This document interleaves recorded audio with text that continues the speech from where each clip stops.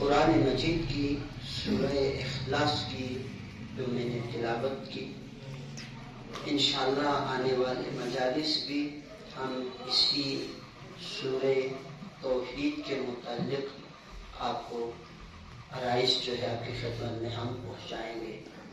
توحید سے متعلق عقیدہ توحید، خدا کی وحدانیت، یہ ویسے عام طور پر ہمارے جوانوں کے لیے تھوڑا سا ناقابل ہضم ہے، کیونکہ ایک ہوتا ہے نا جیسے جدید موضوعات ہوتے ہیں نا، حاضر اسلام اور عصر حاضر کے تقاضے، عزاداری اور نوجوانوں کی ذمہ داریاں، ایسے موضوعات اور الفاظ کا جو چناؤ ہوتا ہے جو زیادہ جن میں کشش، اٹریکشن، جاذبیت ہوتا ہے، پر ایسا نہیں ہے۔ ہماری کوشش ہوگی آپ کو یہ محرم جو کہ ہمارے عموماً 25 مجلس ہوتے ہیں، یکم سے 25 محرم تک ہوتے ہیں، ہم یہ 25 مجلس ہماری کوشش ہے، اللہ نے زندگی اور توفیق دی تو آپ کو توحید سے متعلق عرض کریں گے انشاءاللہ۔ تو آپ کوشش کریں، چونکہ یہ بات بھی آپ کو پتہ ہے کہ ہم نے ماہ رمضان میں توحید کے اوپر 17 لیکچر دیا تھا، اسی ماہ رمضان میں عقیدہ توحید کو ہم نے 17 دن اس پہ لگایا ہے، اور جو لوگ اس وقت ریگولر سنتے رہے ان کے دل و دماغ میں توحید سے متعلق باتیں ہیں، لیکن وہ ناکافی ہے۔ تو ہم 25 دن عقیدہ توحید پہ انشاءاللہ اللہ نے توفیق دی تو اور لگائیں گے۔ اس کی وجہ یہ ہے چونکہ توحید، دیکھیں قرآن مجید یہ اسلام کی جو تعلیمات ہیں، اگر آپ ان کو ترتیب کر کے اس کو حصوں میں تقسیم کریں تو اس کے 3 حصے بنتے ہیں۔ کتنے حصے؟ 3۔ توجہ، 3 حصے۔ ایک حصہ عقائد ہے، عقیدہ ہے، ایک حصہ اعمال ہے، اعمال، اور ایک حصے کا تعلق اخلاقیات سے ہوتے ہیں۔ دین 3 چیزوں کے اندر منحصر ہے، عقائد، اعمال، تیسری چیز کیا ہے؟ اخلاق۔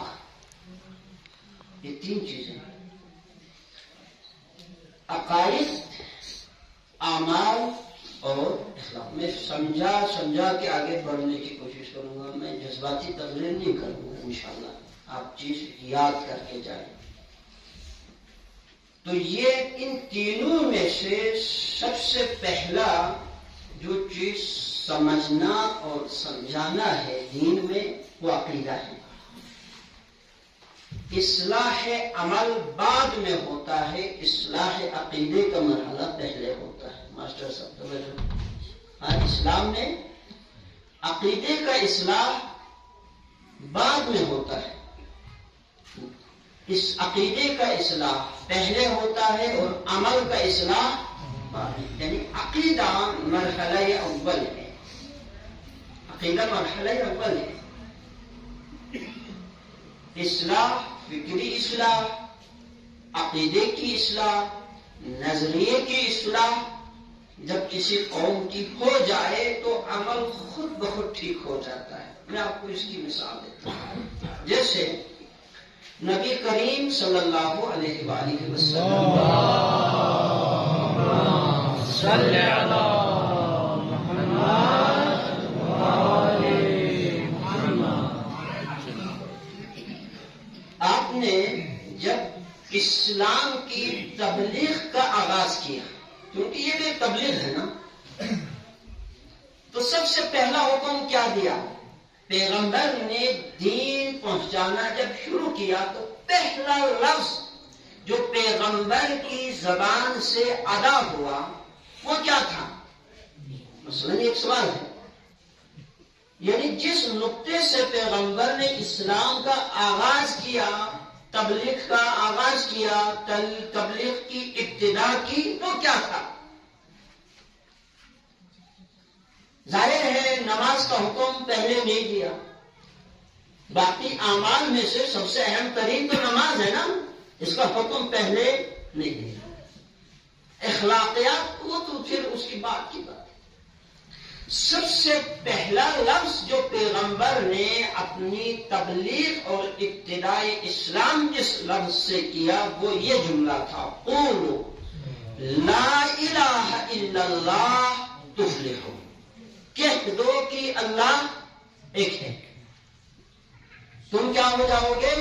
کامیاب ہو جاؤ گے۔ نماز کا حکم نہیں، روزے کا حکم بعد میں، دیگر اعمال و عبادات و اخلاقیات کا حکم بعد میں۔ آغاز کہاں سے کیا؟ اصلاح عقیدہ سے کیا، فکری اصلاح سے پیغمبر نے اسلام کی تبلیغ کا آغاز کیا۔ ہم اللہ کو بھی مانتے ہیں الحمدللہ، رسول اللہ کو بھی مانتے ہیں الحمدللہ۔ عقائد ایسی بات نہیں ہے کہ ہم نہیں مانتے، ایک ہوتا ہے ماننا، ایک ماننے والوں کے بیچ میں بھی معرفت کے مراتب اور درجے ہوتے ہیں۔ ماننا ایک ہوتا ہے، اس کے بعد اس کے ماننے والوں کے مراتب یا ان کے درجات شمار ہوتے ہیں، معرفت۔ اور یہ آپ ذہن میں رکھو۔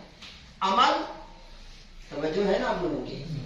خلاق مت دے، بور ہو جائے تو مجھے بتانا، میں تھوڑا سا موضوع یہی رہے گا، مطالب بھی یہی رہے گا، انداز تھوڑا سا تبدیل کر لوں گا تاکہ آپ بور نہ ہو۔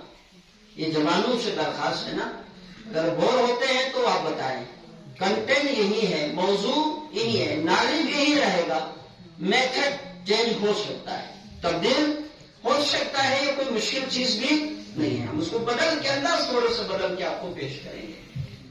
تو میں یہ جو عرض کر رہا تھا، نبی گرامی علیہ الصلوۃ والسلام نے اسلام کی تبلیغ کی ابتدا اور اس کا آغاز فکر کی اصلاح سے، عقیدے کی اصلاح سے شروع کیا۔ اور آپ جانتے ہیں اسلام میں جو بنیادی عقائد ہے وہ تین ہے، بنیادی عقیدے تین، تین، توحید، رسالت اور قیامت ہے۔ کتنے ہیں؟ تین۔ اسلام کے اصول ثلاثہ کہا جاتا ہے اس کو، تین ہے یہ تین بنیاد ہے۔ باقی اور بھی عقائد ہے، جیسے ہم اللہ کی کتابوں پر ایمان رکھتے ہیں نا، وہ بھی عقیدے کا حصہ ہے۔ ملائکہ پہ ایمان رکھتے ہیں نا، وہ بھی اس کا حصہ ہے۔ اللہ کی عدالت پہ ایمان رکھتے ہیں نا، وہ بھی اس کا حصہ ہے۔ ائمہ کی امامت پہ ایمان رکھتے ہیں، یہ سب عقائد ہے۔ لیکن مین بنیاد عقائد کتنے ہیں؟ جی، کون سے؟ توحید، رسالت، قیامت۔ توحید، رسالت اور قیامت۔ اچھا، میں نے ابھی عرض کیا ایمان پہ کوئی شک نہیں ہے، لیکن مسئلہ یہ ہے جب سارے لوگ جدید ہی بتائیں گے تو نسل نو کو بنیادی عقیدہ بتانے والا کوئی نہیں ہے۔ یہ بھی تو ایک مسئلہ ہے نا، نسل نو کو جو بنیادی ہے کلمہ سے، جہاں سے اللہ کی جہاں سے معرفت، توحید کی پہچان، اللہ کی معرفت جو کہ دین کی اساس ہے۔ امیر المومنین علیہ السلام نے نہج البلاغہ کے اندر اس کو اساس قرار دیا، بنیاد۔ توحید اساس دین، توحید بنیاد دین۔ آپ دیکھیں، میں نے ابھی عرض کیا تھا یہ تین ہے۔ عمل، عقیدے کے بغیر، درست عقیدے کے بغیر عمل کی کوئی قدر نہیں ہے، کوئی ویلیو نہیں ہے، کوئی قیمت نہیں ہے۔ یہ آنے والے دنوں میں اس کی مزید میں آپ کو تفصیل عرض کروں گا۔ یہ جو آج کل بہت سارے ہمارے نوجوان بھی سوال کرتے ہیں، ایک عیسائی ہے، غیر مسلم ہے، ہم سے زیادہ اچھے عمل کرتے ہیں، ان کو جزا ملے گا یا نہیں ملے گا، ان کو بدلہ ملے گا نہیں ملے گا، یہ بہت سارے سوالات ہیں آج کل جنم لے رہے ہیں۔ ہمارے نسل نو کے اندر یہ سوالات ہے. اللہ ان کے عمل کو ضائع کرے گا تو کیا یہ ان کے ساتھ جسے کہتے ہیں ناانصافی زیادتی تو نہیں ہوگی؟ ایسے سوالات کرتے ہیں نا. کیوں یہ کیوں سوال پیدا ہوتے ہیں؟ اس لیے پیدا ہوتے ہیں ایسے سوالات کیونکہ بنیاد نہیں پڑھائے جاتے. بنیاد بیان ہو جائے، پتہ چل جائے تو بہت سارے سوالوں کا آپ جواب دے سکتے ہیں. آپ پریشان ہونے کی ضرورت نہیں ہے انشاءاللہ. تو عرض یہ کہ عقیدے کی ابتدا اس لیے کر رہے ہیں چونکہ اگر عقیدہ درست نہ ہو، اگر معرفت نہ ہو تو عمل کی کوئی قدر و قیمت نہیں ہے. میں آپ کو مثال دیتا ہوں. یہ ایک ہی امام کے پیچھے ایک ہی صف میں ایک ہی طریقے سے 2 رکعت نماز پڑھتے ہیں. ہر 2 رکعت پڑھنے والے کا اجر برابر ہے؟ آپ لوگ بتائیں نا. کیا ہر 2 رکعت پڑھنے والوں جنہوں نے ایک ہی ٹائم پہ ایک ہی جگہ ایک ہی امام کے پیچھے ایک ہی طریقے سے 2 رکعت سب نے پڑھی، کیا ان سب کا اجر برابر ہے؟ برابر ہے؟ نہیں، یقیناً نہیں ہے. فرق کہاں سے آ رہا ہے؟ معرفت پہ.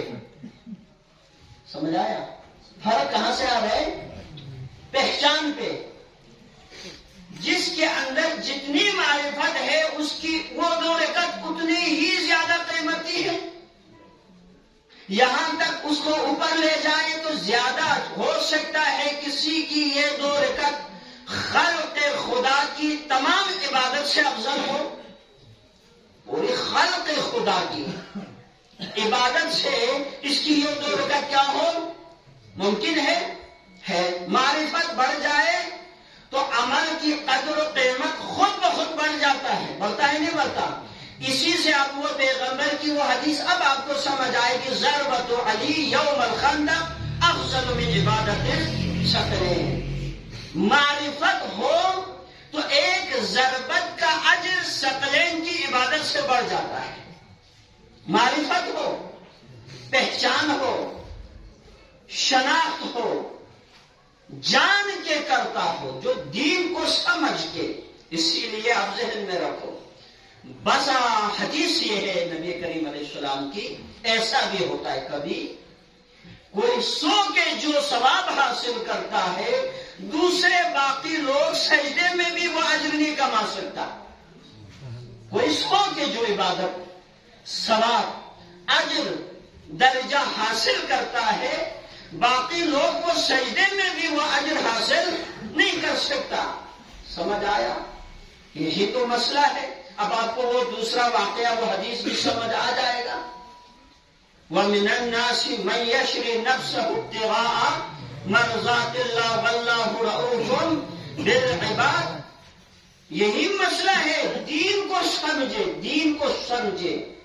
دین معارف کا نام ہے، پہچان کا نام ہے. اللہ اب دیکھیں وہ لوگ جو کعبے کا طواف کر رہے تھے، حج کر رہے تھے نا، ان کا اجر زیادہ ہے یا جو لوگ حسین کے ساتھ کعبے کو چھوڑ کے نکل چکے تھے ان کا اجر زیادہ ہے؟ بتائے نا. جو حسین کے ساتھ نکلے یقیناً وہ زیادہ اجر کما گئے. جو مسجد نبوی میں بیٹھ کے تسبیح پڑھ رہے تھے حسین کے ساتھ مدینے سے نہیں نکلے، جو مسجد کو چھوڑ کے میدان گئے ان کا اجر زیادہ ہے یا جو مسجد میں بیٹھ کے چلا کاٹتے رہے ان کا اجر زیادہ ہے؟ قدر عمل کی نہیں، قدر انسان کی معرفت اور نیت کی ہوتی ہے.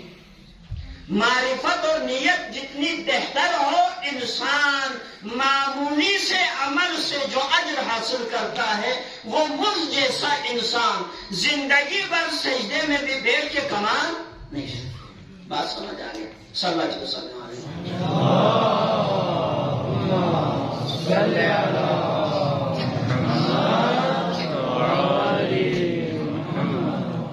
تو چونکہ آج پہلی مجلس سے میں زیادہ آپ کو زحمت نہیں دوں گا، میں کوشش کروں گا آپ کو بور کیے بغیر مطالب، چونکہ ایک طرف یہ مسئلہ ہے، یہ موضوع خشک موضوع ہے، خشک اس کو کہتے ہیں، دوسری طرف اہم ہے. خشک ہے، عام لوگ سننا پسند نہیں کرتے. دوسری طرف اہمیت اس کی اتنی زیادہ ہے، یہ نہیں تو کچھ بھی نہیں۔ اچھا، عمل ڈپینڈ ہے عقیدے پر، عمل موقوف ہے کس پر؟ عقیدے پر۔ درست عمل تب ثمر آور ہے، تب فائدہ مند ہے، نفع بخش ہے انسان کے لیے، جب اس کا عقیدہ کیا ہو؟ درست۔ تینوں میں سے بھی اہمیت کس کی ہے؟ بولے توحید۔ یعنی اس کا مطلب یہ ہوا اسلام میں کوئی علم، کوئی عبادت، کوئی نیکی توحید کو ماننے سے زیادہ اور کوئی چیز نہیں۔ توحید اللہ کو پہچاننا، اللہ کی شناخت، اللہ کی معرفت حاصل کرنے سے زیادہ، توجہ چاہوں گا، اس سے زیادہ اور کوئی بہتر عمل اور کوئی بہتر عبادت ہے ہی نہیں۔ قرآن مجید سورہ بقرہ آیت نمبر 187، اب توجہ، قرآن مجید سورہ بقرہ آیت نمبر 187 ارشاد ہے، باری تعالیٰ ہے، وَلَٰكِنَّ الْبِرَّ مَنْ آمَنَ بِاللَّهِ، سب سے بڑی نیکی یہ ہے کہ اللہ کو مانے۔ سب سے بڑی نیکی، سب سے بڑی نیکی یہ ہے کہ اللہ کو مانا۔ اچھا دیکھیں، اللہ یا رب، خالق، معبود، اس کی معرفت حاصل کر، اس کی پہچان حاصل کر۔ کیوں؟ اس لیے رب کو نہیں پہچانو گے نا تو امام کو بھی نہیں پہچان سکیں گے، رسول کو بھی نہیں پہچان سکیں گے، باقی کسی چیز کو انسان پہچان ہی نہیں سکتا۔ اسی لیے ایک دعا ہے، یہ اکثر آپ لوگوں کو بھی یاد ہے، میں توجہ آپ کی مبذول کرا دوں گا۔ اللہم عرفنی نفسک، خدایا مجھے تیری پہچان کرا ہے۔ عرفنی نفسک، عرف تعارف سے ہے نا، پہچان، مجھے بتا، تیری پہچان کروا، تو ہے کون؟ پروردگار، تعارف کرا میرے۔ دیکھے کوئی اور چیز مانگے یا نہ مانگے، اس محرم میں، اس عاشورہ میں امام کے دامن سے پکڑ کر یہ دعا مانگو، سب سے پہلا، خدایا مجھے تیری پہچان، تیری معرفت عطا فرما۔ اس لیے انسانوں نے، قوموں نے، ملتوں نے اور فرد نے وہاں پہ جا کے گناہ شروع کیا ہے، وہاں پہ جا کے ذلت میں گرنا شروع ہوا ہے، جہاں انہوں نے اللہ کو بھولنا شروع کیا، اللہ کی شناخت ختم ہو گئی، معرفت اور پہچان ختم ہو گئے، وہاں پہ جا کے انسان قعر ذلت کہتے، جس کو ذلت کی کنویں میں انسان گر جاتا ہے۔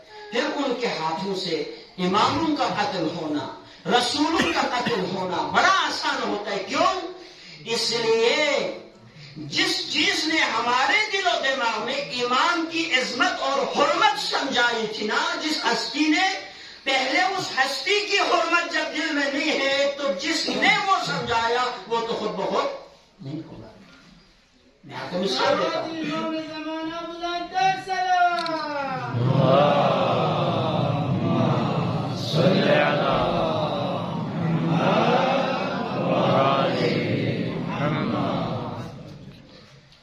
جیسے مثلا میں آپ کو سمجھاتا ہوں، حرمت، محرم ہے نا، محرم حرمت سے ہے۔ حرمت مانی ایسی چیز جس کا لحاظ رکھا جائے، اس چیز کو کیا کہا جاتا ہے؟ محرم۔ حرمت، احرام اسی سے نکلا ہے۔ جیسے مسجد کی ایک حرمت ہے، فرض کرو مسجد کی ایک برائے خوشنودی امام زمانہ بلند تر صلوات۔ مسجد کی حرمت اس بندے کے دل و دماغ میں آئے گا کیونکہ جس ہستی نے مسجد کو حرمت دی، پہلے وہ اس کی حرمت کا قائل ہو۔ کیا خیال ہے؟ علم جو مسجد کی حرمت وہ رکھے گا، لحاظ وہ رکھے گا جس نے مسجد کو حرمت عطا کی، پہلے وہ اسے مانتا ہو۔ جس کا لحاظ رکھنا سب سے زیادہ ضروری. اسی لیے شاید پہلے کبھی مجلس میں آپ کی خدمت میں عرض کیا. یہ ہمارے کالج کے بچے بھی سوال کرتے ہیں، سر ہم رمضان میں، محرم میں، یہ عموماً ہمارے جو لڑکے ہوتے ہیں نا، یہ ان مہینوں میں کوشش کرتے ہیں نیکیاں زیادہ کریں، گناہ چھوڑ دیں، کوشش کرتے ہیں. تو انہی میں سے ایک کوشش ہے داڑھی رکھ لیتے ہیں. محرم آیا داڑھی رکھ لیا، محرم کی حرمت کا لحاظ رکھا، اچھی بات ہے. چند دن ہی گناہ سے بچے تو بھی اچھا ہے نا. لیکن محرم کی حرمت سے زیادہ جس کی حرمت ہے وہ رب ہے، وہ اللہ ہے. ہاں، اس کا احترام. قوموں کے ہاتھوں سے ائمہ کیوں قتل ہوئے؟ دل و دماغ سے خوف خدا مٹ جانے کے بعد ہوتا ہے. فکر سے خوف خدا مٹ جانے کے بعد پھر اس کے ہاتھ سے امام کا قتل ہونا، رسولوں کا قتل ہونا، پھر یہ گناہ وہ سارا ختم ہو جاتا ہے. جیسے میں آپ کو مثال دیتا ہوں، کیا ایسے لوگ نہیں ہیں جو شب عاشور کو گناہ کرتے ہیں؟ کیا ایسے لوگ نہیں ہیں جو محرم میں گناہ کرتے ہیں؟ کیا ایسے لوگ نہیں ہیں جو رمضان میں بھی گناہ کرتے ہیں؟ کیوں؟ کیونکہ اصل حرمت دل و دماغ میں خدا کا تھا. جب انسان کے دل و دماغ سے خدا کی حرمت مٹ جاتا ہے تو محرم کا بھی مٹ جاتا ہے، رمضان کا بھی مٹ جاتا ہے، امام کا بھی مٹ جاتا ہے، رسول کا بھی مٹ جاتا ہے، قرآن کا بھی مٹ جاتا ہے. بلکہ قرآن اٹھا کے لوگ چوری کرنے چلے جاتے ہیں، قرآن کو چوری کا سہارا بناتے ہیں، کسی اچھی چیز کو برائی کا سہارا بناتے ہیں. وجہ کیا؟ کیوں نہیں ڈر رہا ہے بندہ ایسا کرنے سے؟ اس لیے نہیں ڈر رہا ہے چونکہ وہ بنیادی طور پر خدا سے نہیں ڈرتا. مسئلہ آیا نہیں آیا؟ ہمارا اصل مسئلہ معاشرے کے اندر اس وقت ہماری سوسائٹی کے لیے کیا ہے؟ وہ ہے کہ ہم خدا کو بھول چکے ہیں. ہمارے دل و دماغ میں خدا کی جتنی عظمت ہونی چاہیے تھی اتنی عظمت نہیں ہے.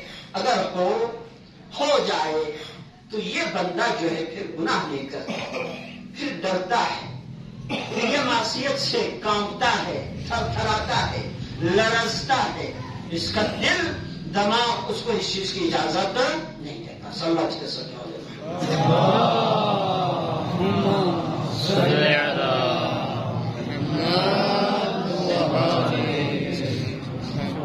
میں سب سے بڑی نیکی ہے، عقائد میں سب سے بڑا عقیدہ ہے. وہ کیا ہے؟ عقیدہ توحید. عقیدہ توحید کے بارے میں ہمارے علماء فرماتے ہیں خدا بند تعالیٰ نے قرآن مجید میں سب سے زیادہ جس چیز کو بیان کیا وہ یہی توحید ہے. ہر نبی نے جس چیز کی سب سے زیادہ تبلیغ کی وہ یہی توحید ہے. ہاں، اسی لیے آپ دیکھیں قرآن مجید کی سورتوں کے پڑھنے کی کچھ فضیلت ہے، فضائل ہے. تھکے تو نہیں ہیں آپ لوگ؟ فضائل ہے کچھ. اب ظاہر ہے جب ایک ٹاپک پہ پڑھتے ہیں تو اتنا شارٹ نہیں کر سکتے، مسئلہ یہ بھی ہوتا ہے. ہاں، کیونکہ وہاں پر جو باتیں سمجھانا پڑتا ہے، سمجھاتے ہوئے ٹائم لگ جاتا ہے. تو جب آپ تھک جائیں نا مجھے بتا دیں، سلوات پڑھ دیں، میں بس کر دوں گا. ٹھیک ہے؟ سب سے زیادہ قرآن نے جس چیز کو بیان کیا وہ توحید. پیغمبروں نے جس چیز کے اوپر سب سے زیادہ محنت کی وہ توحید. کربلا میں بھی جا بجا جو چیز سب سے زیادہ جس چیز کے اوپر فوکس رہا وہ توحید.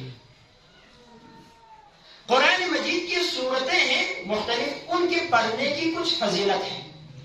مثلا سورہ حمد کی فضیلت، سورہ یاسین کی فضیلت، سورہ واقعہ، دیگر سورتوں کی ہر سورت کی الگ الگ فضیلت. لیکن ہمارے چہاردہ معصومین سے جو روایتیں نقل کی گئی ہے علی صاحب، جتنی فضیلت قرآن مجید کی سورہ قل هو اللہ پڑھنے کی ہے اتنی فضیلت کسی اور سورت کی.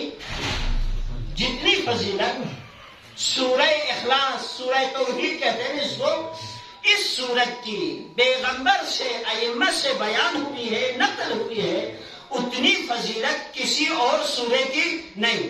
یہ تو بہت مختصر ہے، 4 آیات ہیں، اس میں 6 جملے. 6 حصے ہیں، آیتیں کتنی ہیں؟ 4 سورہ اخلاص کی، جبکہ سورہ بقرہ کی 200 کچھ ہے. سمجھ آیا؟ 250 سے اوپر ہے. اس کی اتنی فضیلت نہیں جتنی ان 4 آیتوں کی. وجہ یہ ہے کہ اس باقی صورتوں میں اور بھی موضوعات ہیں، اور بھی عنوانات ہیں، مگر یہ سورہ توحید، یہ سورہ قل هو اللہ، لفظ قل سے لے کے لفظ آخر وَلَمْ يَكُنْ لَهُ كُفُوًا أَحَدٌ تک صرف اور صرف اس میں اللہ کی معرفت اور تعارف کا بیان ہے. اس لیے جتنی فضیلت اس سورے کی پڑھنے کی ہے کسی اور سورے کی نہیں، تاکہ بندہ پڑھے تو اللہ کی معرفت حاصل ہو جائے. آپ لوگ سلوات پڑھے تو میں ایک حدیث آپ کی خدمت میں عرض کر دیتا ہوں.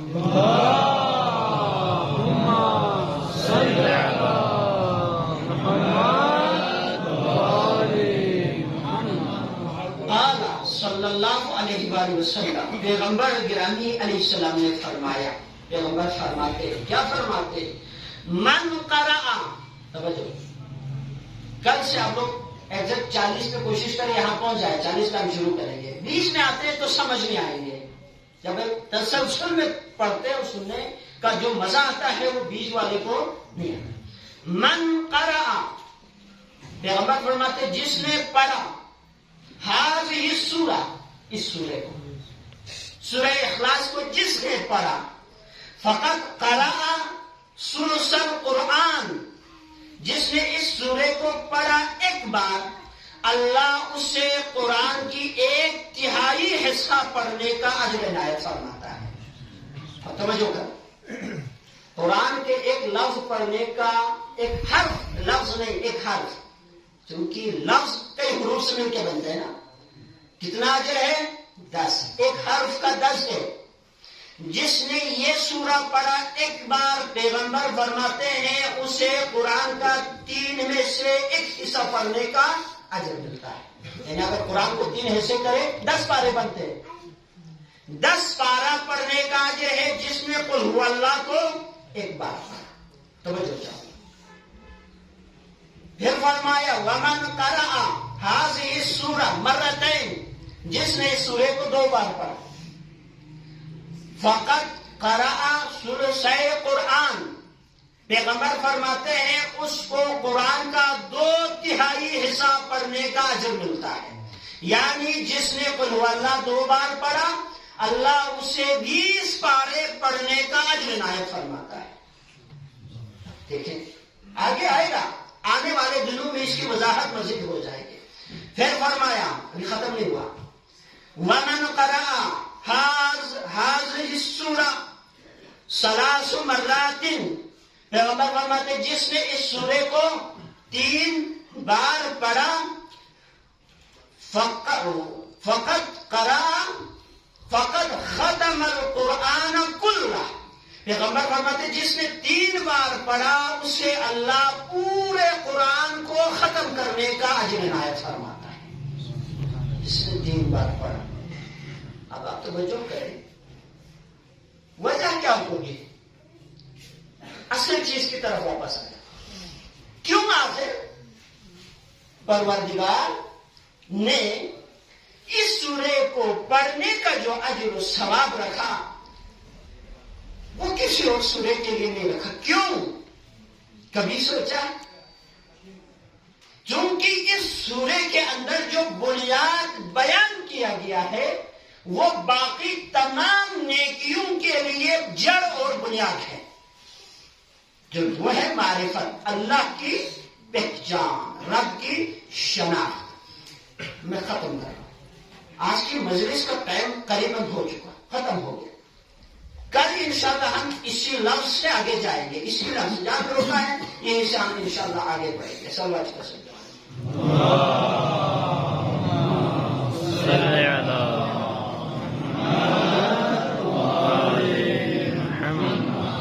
جی بنیاد کیا ہے؟ کیا سمجھنا ہے؟ معرفت خدا، توحید کو سمجھنا ہے. یہ مجھے ابھی نماز پڑھتے ہوئے سامنے یہ جو نظر آیا، دیکھیں اس ماہ محرم میں غیر احباب فرماتے ہیں اپنی منت آرزو تمناؤں کو ایک طرف رکھ کر جب آپ علم عباس کو چومو تو قربت الہی معرفت امام حسین مانگو، امام زمانہ کے مددگار بننے کی دعا کریں. سمجھ آیا؟ ہمیشہ کوشش کریں. اب تک ہم مانگنے والے ہی تھے کہ آپ میری مدد کر، آپ میری مدد فرما، آپ میری مدد فرما. آج ہم نے دعا کرنی ہے مجھ کو آپ لوگوں کی مدد کرنے کا اہل بنا. یہ مرحلہ آنا چاہیے انسان کی زندگی میں. ہاں ایک مرحلہ ہے ہم ان سے مدد مانگتے رہے. اب کیا مانگو؟ ائمہ کی مددگار بننے کے لیے جو ایک توفیق ہوتی ہے وہ مانگنا ہے. آگے قدم بڑھا. معرفت خدا، خدا کی پہچان. واقعہ کربلا میں ایسے واقعات بھرے ہوئے. میں آپ کو ایک بات بتا دوں، بتاتے ہوئے آپ کے آنکھوں میں آنسو اتر رہے گا. واقعہ کربلا کے اس جانسوز واقعات ایسے گزرے ہیں، ان میں ایک انسان کے لیے جب تک اس کے دل میں خدا کی محبت سب چیزوں پہ غالب نہ ہونا، ایسے واقعات کو برداشت کرنا ایک انسان کے لیے ناممکن تھا. ناممکن تھا. ایسے واقعات وہی لوگ برداشت کر سکتے ہیں جن کے دل میں خدا کی معرفت بھرا ہوا. معرفت نہ ہونا کیا ہوتے؟ میں نے پہلے شاید کبھی کسی درس میں عرض کیا تھا. معرفت نہ ہو، 2 رکعت پڑھ کے خدا کو اپنی عبادت کا ہم مقروض بناتے ہیں. سمجھتے ہیں لوگ اب خدا کو چاہیے مجھے یہ دے دے، جنت میں مجھے نہ بھیجے تو کس کو بھیجے گا. یہ جی معرفت نہیں ہے نا. 2 رکعت پڑھ کے کچھ نیکیاں کر کے اپنے آپ کو بڑا اور اپنے ذہن میں فکر میں وہ خدا کو اپنا مقروض سمجھتا ہے. یہ چھوٹا حقیر انسانوں کا کام ہوتا ہے. معرفت ہونا، عبادت قربانیوں کا پہاڑ بھی انسان دے بھی دیتا ہے نا، تو انسان اس کو کیا سمجھتا ہے؟ حقیر سمجھتا ہے. ایک شاعر، مجھے نہیں معلوم شاعر کون سا ہے، شعر اس کا یاد ہے. وہ کہتے ہیں ایک مجاہد جب اللہ کی راہ میں سب سے قیمتی چیز انسان کے لیے جان ہوتی ہے نا، وہ دے دیتا ہے. دینے کے بعد کیا پھر وہ اللہ کو اپنے مقروض سمجھتا ہے؟ نہ، وہ یہ سمجھتا ہے سر تو دی ہوئی اسی کی تھی. شاعر کہتا ہے کیا؟ سر تو دی، میں نے کیا دیا؟ دی ہوئی. توجہ ہے نا؟ ہاں، سر تو دی ہوئی اسی کی تھی. حق تو یہ ہے کہ حق ادا نہ ہوا. حق تو یہ ہے کہ حق ادا نہ ہوا. کیا سمجھتے؟ معرفت آ جائے انسان تکبر نہیں کرتا، غرور نہیں کرتا، اپنے آپ کو پھر جنت کا مستحق نہیں سمجھتا. عطا خدا ہے، دے تو پروردگار تیرا کرم ہے، نہ دے تو میں گناہگار ہوں، سزا کا حقدار ہوں، سزا دے تو تیرا عدل ہے. اب بات سمجھ آ رہے ہیں نا؟ معارف دین، اللہ کی شناخت حاصل ہونے کے بعد انسان بڑے بڑے اعمال، بڑی بڑی قربانیاں دینے کے بعد بھی اسے کیا سمجھتا ہے؟ چھوٹا سمجھتا ہے. ایک جملہ معرفت بڑا جملہ جناب زینب کا عرض کرتا ہوں، بس آپ کی زحمت تمام. روایت میں لکھا ہے واقعہ کربلا کے یعنی 11ویں محرم کو جو واقعات ہونا تھا، صبح عاشور کو، روز عاشور، شب عاشور، پھر شام غریباں، یہ جو کچھ جان سوز واقعات مراحل سے گزرے، علی کی بیٹی گزرے ہے نا، پھر 11 کو جو واقعات ہوئے کربلا میں، وہ تو اس سے بھی زیادہ دردناک تھا. 11 محرم. ہاں، روایت یہ کہتی ہے کہ جب یہ علی کی بیٹی ایک دفعہ مقتلگاہ پہنچی، یعنی بلتی جملے کا عرض بشنا زہرائی موجود زینب قتل کا مقتلگاہ میمو حسین جنازو تھو زینب تھو چیز دیکھا تھو چی حالت یوتا ما بیان دے گا زینب را میمو حسین جنازو تھو چیز دیکھا یوتا حسین جنازو دری یکم محرم ده بہلی مجلس سال بری دالا ماتم بسنا مسائب زیرخان بسکر محرمی زویر زود کو حسین مسائب آئے مسائب زیر بھی انتظار میں بیوس جی نیسی سیکھا سکپو نیسی یاسر مموس قادس مموس جا حسین جنازی خستے موزے نبی قادس من میں علی رجلی بہت سے فریاد بیسما بیس حسینی یتیم کنی سے فریاد بیسما بیس بس یعنی فریاد بیس قادس مموس کھلوین مموس ہے نتیش ہنگونی جنازی کا صبر بیاسے چمن بیتن مرگل بین اما زہرائی نگیت حسین کردن پیچھے وہ فضیلت چمین یا حسین یعنی کمایت پیچھے وہ فضیلت چمن جائن کسر بیوت دو فریقین کہ حسین کا دنبی امو زینب لگو مچکلو حسین کا موجود سکینہ لگو مچکلو یاد آن کو کرتا پیچھے محبت یا مچھنے چاہتا اجرکم علی اللہ علی رنجنی بہت زینب لروایتی کسر جو جنازو تھو شہداء کا میر گوان کن پلان لائی حسین جنازو تنہا الگ ہوتا ایک آمی جنازو حسینی شخص اما حسین جنازو کیوں کنسل ہو اما منگلگاہی کو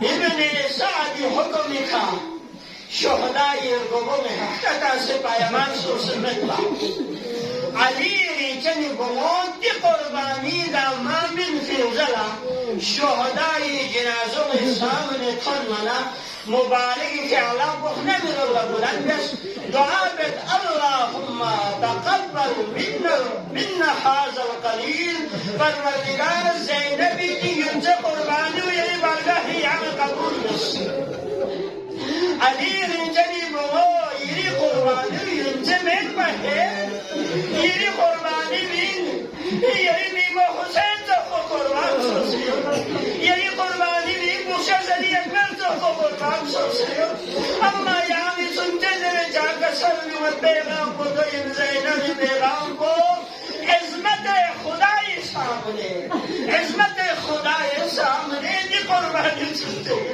وَإِلَّا حسین قربانی سنتے قربانی